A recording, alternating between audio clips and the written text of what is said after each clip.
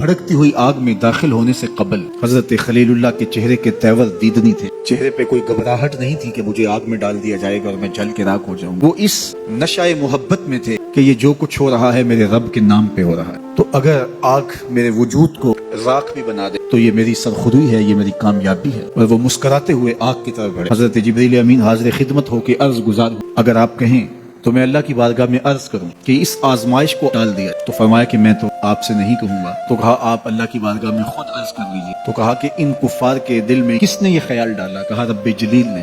کہا اگر جلیل کی یہ مرضی ہے تو خلیل کی بھی یہی مرضی ہے. جے سونا میرے دکھ وچ راضی تے میں سکھ نو چلے ڈا. اگر وہ اس پہ راضی ہے کہ میں آگ میں جلوں تو میں 100 جان سے قربان ہونے کے لیے تیار. پھر بھڑکتے ہوئے شعلے اور آگ کا وہ روشن الاؤ کہ اگر کوئی پرندہ بھی اڑ کے گزرے تو وہ بھی جل بھن کے کباب بن کے گر پڑتا. بے خطر کود پڑا آتش نمرود میں, عقل ہے محو تماشائے لبے بامد. بنیرے پہ کھڑی عقل سوچتی رہ گئی لیکن عشق نے چھلانگ بھی لگا دی. لیکن پھر جو کامیابی سمیٹی, جو کامرانی ہاتھ میں آئی, عزتوں کا جو تاج پہنایا گیا, ہونے کا مقصود. اب حضرت سارہ سلام اللہ علیہا سے نکاح ہوا تو اولاد کی نعمت سے مالا مال نہیں کیے گئے. یہ ایک آزمائش تھی. اولاد تو ماں باپ کے سینے کا قرار ہے, روح کی تسکین ہوتی ہے. ان کو دیکھ کے وہ دوبارہ سے جوان ہو رہے ہوتے ہیں. ان کی کلفتیں تکلیفیں اولاد کو دیکھ کر کے مٹ جاتی ہیں. اور پھر اولاد بھی عمر کے آخری حصے کی اس کو دیکھ کر کے جو تسکین بوڑھے باپ کو ہوتی ہے, میرے پاس تو ایسے لفظ نہیں ہیں کہ میں اس کیفیت کو بیان کر سکوں. اب حضرت خلیل اللہ اس عالم میں ایک بیٹے سے نوازے جاتے ہیں, نام اسماعیل رکھتے ہیں. اس کو دیکھ دیکھ کے جیتے, لیکن اللہ نے ایک اور آزمائش ان پہ ڈالی. کہا اس بیٹے کو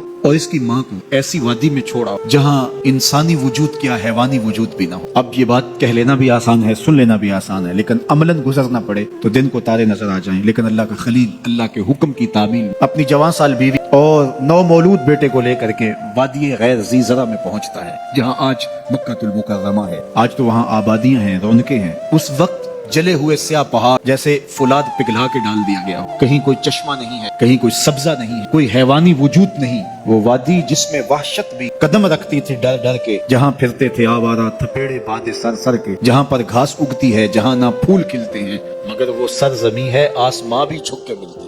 2 نفوس پر مشتمل قافلہ اس وادی میں ٹھہرانے کے لیے حضرت خلیل اللہ پہنچتے ہیں. رات گزری. حضرت ابراہیم علیہ السلام نے سحر کے وقت اٹھ کے دعا مانگی اور اس مقدس قافلے کو اللہ کے سپرد کیا اور واپس پلٹنے لگے. تو وفا شیار بیوی نے آگے بڑھ کے دامن تھاما اور کہا میرے شوہر نامدار, اس وادی بے آب و گیا میں ہمیں تنہا چھوڑ کے کہاں جا رہے؟ اب کیا جواب دیتے؟ خاموش رہے. تھوڑی دیر کے بعد پھر قدم اٹھنے لگے تو زوجہ کا ہاتھ بڑھا اور دامن پکڑ لیا. اس وادی غیر ذی زرع میں, بے آب و گیا وادی میں, جہاں انسانی وجود کیا حیوانی وجود بھی نہیں پایا جا رہا, اپنے نو نہال بیٹے کو اور مجھے چھوڑ کے کہاں جا؟ حضرت خلیل نے کوئی جواب نہیں دیا. تھوڑی دیر بعد پھر قدم اٹھنے لگے تو پھر دامن پکڑا. حضرت خلیل کوئی جواب نہیں. تو حضرت ہاجرہ نے پوچھا کیا یہ رب کا حکم تو نہیں؟ کالا نعم. کہا ہاں یہ رب کا حکم ہے. تو حضرت ہاجرہ نے ہاتھ چھوڑ دیا. کہا پھر خیر سے جائیے, اگر اس کا حکم ہے تو وہ ہمیں ضائع نہیں ہونے دے گا. نو نہال بچہ گود میں, مختصر سا توشہ پاس ہے, شوہر رخصت ہو رہا ہے. اس وادی میں جہاں سوائے سیاہ پتھروں کے اور کچھ دکھائی نہیں دیتا, وہاں اپنے نو نہال بیٹے کو اور بیوی کو چھوڑ کے واپس پلٹے.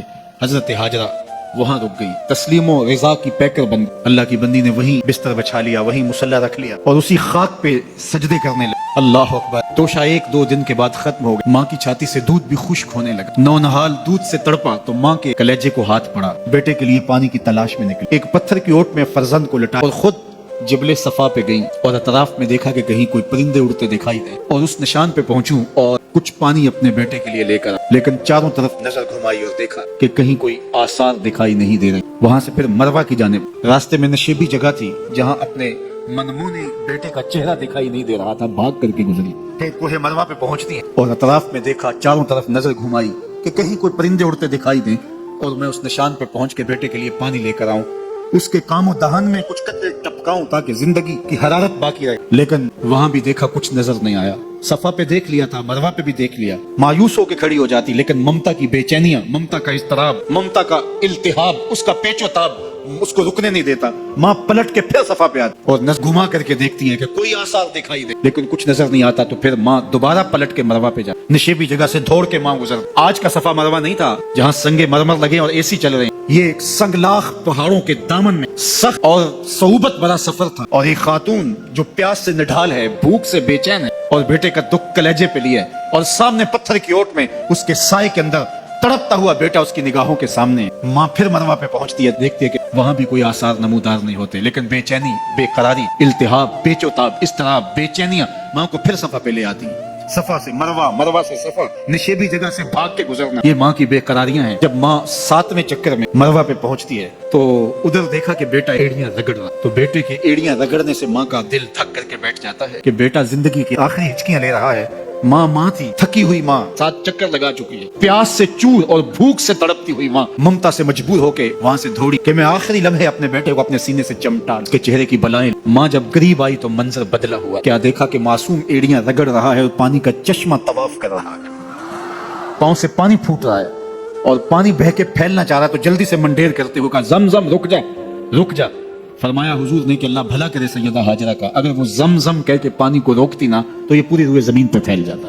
अब अल्लाह ताला ने पानी का एहतमाम कर दिया और ये चश्मा जो हजरत इस्माइल के कदमों का फैजान है, कयामत तक के लिए फैज बांट रहा है। हजारों साल हो गए, लोग वहां भी पीते हैं और अपने अपने मुमालिक के अंदर भी यहाँ से भर के ले जाते हैं, लेकिन ये चश्मा कभी भी खुश्क नहीं हुआ और इसका पानी लोगों को आज भी फैज दे रहा है। और ये दवा भी है, शफा भी है, गजा भी है। ये पानी जो है वो नूर निखत से माला माल है और ये हजरत सैयदना इस्माइल के कदमों की सौगात है। कायनात का कोई मशरूब इस पानी की अजमतों को छू भी नहीं सकता, इसलिए कि इसने एक पैगंबर के बोसे लिए, एक पैगंबर के कदम चूमे। अब हाजी जब वहां जाता है सफा मरवा पे, तो जिनको हज या उम्रे की सादत नसीब हुई वो तो अब यहाँ नहीं होंगे, वो तो तसव्वुर में वहां घूम रहे होंगे कि वहां कैसा दिल आवेज मंजर होता है। जब आप थोड़ा सा सफा पे चढ़ के या मरवा पे चढ़ के लोगों को भागता हुआ देखते तो वो तसव्वुर दिल खींचता है और इंसान सदियों पीछे अपने आप को ले जाता है कि वो जगह थी कि सैयदा हाजरा यहाँ अपने बेटे के लिए दौड़ी थी और उन्हें बेटे के लिए पानी चाहिए था और वो पानी की तलाश में कभी सफा और कभी मरवा पे जा रही थी। आज हाजी की बगल में पानी की बोतल, अब ये क्यों दौड़ रहा है?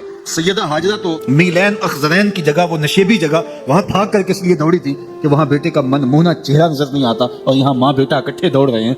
तो ये क्यों दौड़ रहे हैं? पानी के कूलर जगह जगह नस्ब हैं, पानी नहीं चाहिए तो फिर भी दौड़ रहे हैं। कहा, ए हाजरा तूने हद कर दी, लेकिन जिस जगह पे तू दौड़ी थी कयामत तक उस जगह पे जमाना दौड़ता रहे। ये प्रोटोकॉल है, ये एजाज है, ये तकरीम है सैयदा हाजरा सलामुल्लाह अलैहा। वली भी दौड़ते हैं, शहनशाह भी दौड़ते हैं, कज कुला भी दौड़ते हैं, बूढ़े गरीब अमीर सारे दौड़ रहे हैं, बच्चे भी दौड़ रहे हैं। अल्लाह अकबर। कहा, ए हाजरा जिन राहों पे तू दौड़ी उन राहों पे इमामुल अंबिया भी साई करेंगे, उन राहों पे नबी भी दौड़ेंगे, गौस कुतुब अब्दाल और वली भी दौड़ेंगे। अल्लाह अकबर। उस दौड़ने को इबादत बना दिया गया। उन्हें तो पानी चाहिए था इसलिए दौड़ी, हाजी पानी के लिए नहीं दौड़ रहा, सैयदा हाजरा की उस अदा को अदा कर रहा होता है